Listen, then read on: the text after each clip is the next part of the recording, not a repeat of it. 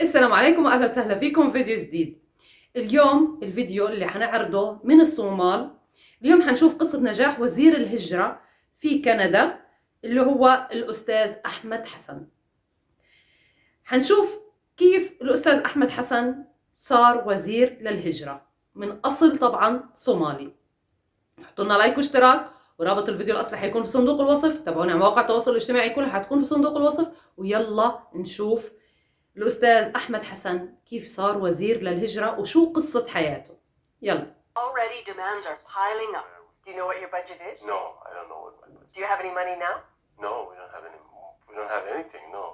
Thank you very much. Reaching back to go forward, he's still tuned in to his mom's guidance from Kenya. She was the first person that I called after. She was very proud and she prayed for me and she said,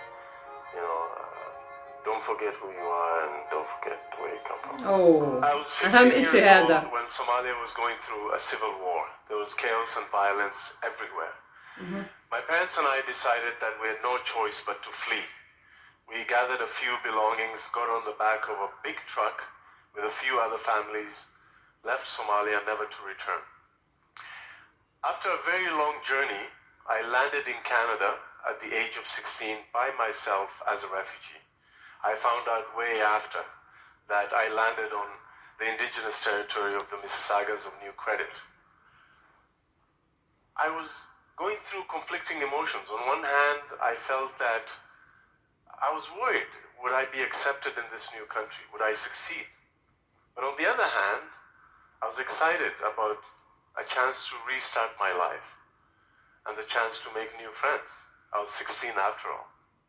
The very next day, what I didn't get used to and still can't get used to is that cold Canadian winter that at the time Canadians were experiencing, didn't get used to and still can't get used to is that cold Canadian winter. Oh, البرد الشتاء. That at the time Canadians were experiencing that year the coldest Canadian winter in a very long time. The very next day I tried to mail a letter to my mother and someone told me to go to a mailbox. I had never seen a mailbox in my life and I was struggling to insert that letter in there in the middle of this snowstorm. A young Canadian woman left her baby in a stroller, raced towards me and helped me do that. That was my first experience of true Canadian generosity. A few days later, I went to the laundromat. I had never seen a laundry machine before. I asked people, how do I operate this thing? And these guys told me, you need a loonie. I got worried. I thought, what is a loonie? Is it a crazy person? Do I need to bring a crazy person here? And after almost leaving the establishment, another Canadian reached out and helped me do my wash cycle. Unfortunately, they didn't stay long enough to help me figure out the dryer. So I ended up walking back to my apartment with a bunch of wet clothes. But regardless, I was so happy that someone reached out to me in my time of need. I went to high school, joined the track and field team, and myself, the teammates and the coach banded together and bought me a winter jacket. And over the years, making my way through high school, I relied on social assistance and social housing. When I went to university, I commuted 2 hours each way to pump gas at a minimum wage job for $6.85. But I used social housing to also get through university. And through using the generosity and the supports of Canadians, the community services, and working incredibly hard, I'm now able to stand in front of you as the Member of Parliament for York Southwestern, and even more incredibly, as Canada's Minister of Immigration, Refugees and Citizenship. Thank you. The second part of my journey is one that may not be familiar to many of you. It is the journey of a country that is incredibly generous and welcoming and diverse, but continues to have challenges in addressing systemic racism and true inclusion. And at the time I lived in Regent Park, Canada's oldest and largest social housing neighborhood. And on many days, on many evenings, I would go for walks. And during the majority of those walks, a police car would screech to a halt right in front of me, and the police officer would swing his door in a dramatic fashion, come at me running, same manner every single time, and ask me, where are you going? What are you doing? What do you have in your pockets? Show me your ID. And when I talked to a number of my friends, the ones who had the same skin color as myself confirmed for me that they did indeed go through racial profiling and carding regularly. And every single time that happened to me, it was more humiliating than the first time it happened. Because your neighbors are looking at you, strangers are passing by with a car, through their car windows, they're wondering, what did this guy do to deserve being ليش held موقفينه on يعني؟ the side of the road? But I did nothing. I was only stopped because of the color of my skin. And a few years later, I worked hard and was lucky enough to be hired as a political staffer. And we were at a reception where the only political staffer in the room was me, who was black. And a prominent Canadian came to me and asked me, are you an entertainer? I found the question to be strange, but I was polite enough to say, no, I'm not. I smiled and I said, I'm a political staffer. He smirked and said, how did you get that job? He couldn't believe it. I said, well, I worked hard, I went to university, and here I am. He asked again with another smirk and said, no, really, how did you get that job? And I said, again with a very polite answer, I worked hard, went to school, and applied for this job. He walked away shaking his head and didn't ask that question of any other political staffer in the room. A few years later, I became a lawyer and I was representing a client in Ontario Superior Court. And I wrote the name of my client and my name to be called at the right time by the clerk. And after a few hours of not being called, during the court recess, I asked the clerk, why is my name not being called? She looked at the two names and said, oh, sorry, we thought you were one of the accused. The accused being the only other black individuals in the courtroom who were like me. When these incidents happen, imagine walking on the street and having a parent pull their child closer to themselves because you're walking by. Being followed in a grocery store because of the color of your skin. Imagine because of the color of your skin being pulled over by police constantly. These incidents are debilitating, they wear you down, and they make you feel like the other. And even though I got used to a lot of that, it wasn't right and it isn't right.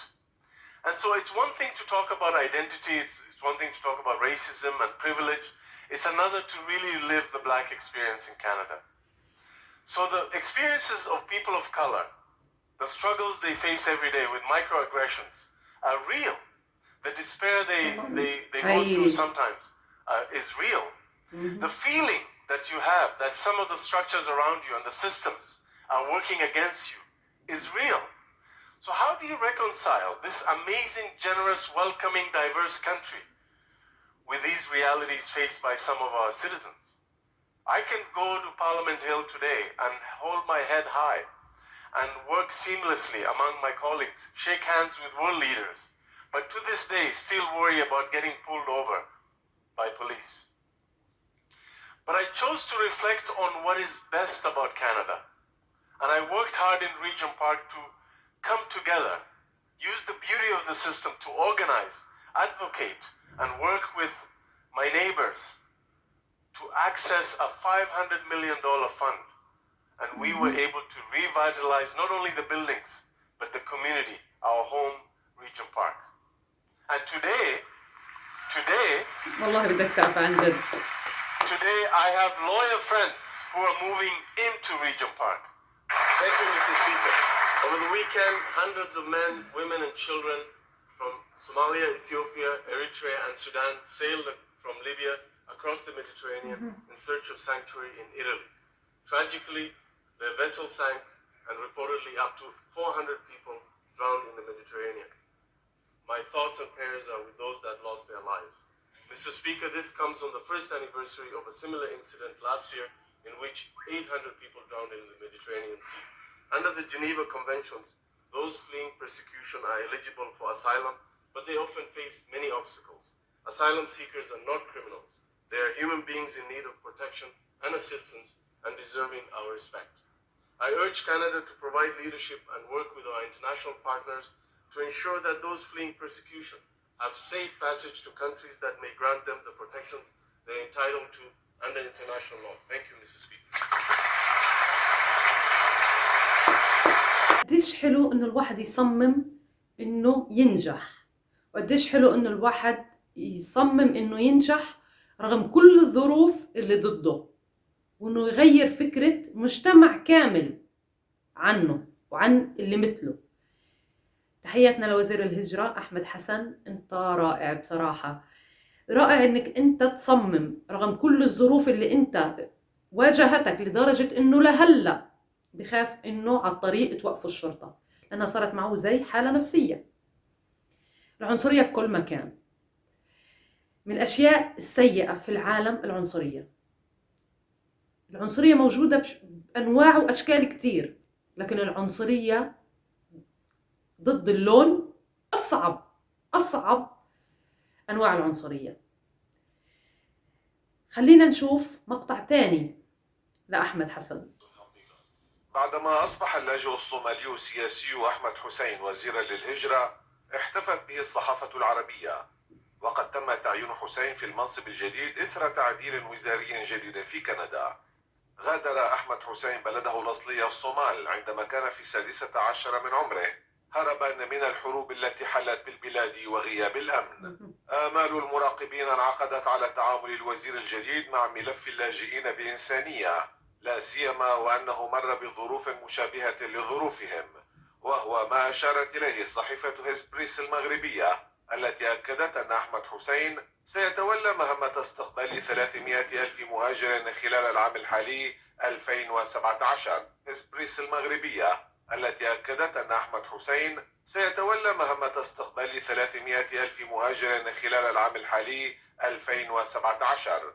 كذلك ستكون على رأس أولوياته ملفات اللاجئين السوريين وملايين النازحين من بلدانهم بسبب الحروب الذين يأملون في العيش بكندا. الوزير الصومالي الكندي ساهم بشكل واضح في محاربة تطرف شباب الجالية الصومالية المقيمة بتورنتو، حيث كانت مستهدفة من طرف الجماعة المتطرفة الشباب. كغيره من اللاجئين، استطاع حسين أن يبرز في المجتمع الكندي ويؤكد أن اللاجئين أشخاص قادرون على أن يقوموا بدور فعال في الدول الأجنبية طبعا. كما أنها تعتبر من الخطوات والتغييرات التي طرأت في حكومة رئيس الوزراء الكندي جاستن تريدو، حيث يعد أول مواطن كندي من أصل صومالي يتولى منصبا وزاريا بحكومة كندا. تحياتنا للوزير أحمد حسن، تحياتنا لأهلنا في الصومال، تحياتنا لكل الصوماليين خارج الصومال وداخلها. وبس هذا كان فيديو اليوم. اكتبوا لنا، هل أهل الصومال، أنا بحكي لأهل الصومال، هل عندكم كمان شخصيات زي الأستاذ أحمد حسن؟ اكتبوا لي تحت الأسماء أو أسماء الفيديو أو أسماء الشخصيات هذه، خليني أبحث عنها وأعمل عليها ردة فعل بأمر الله. شكرا كتير على المشاهدة. وبس هذا كان فيديو اليوم. حطوا لنا لايك واشتراك وتابعونا على مواقع التواصل الاجتماعي زي ما حكيت لكم كلها في صندوق الوصف. وبس، دمتم بأمان الله ورعايته. سلام.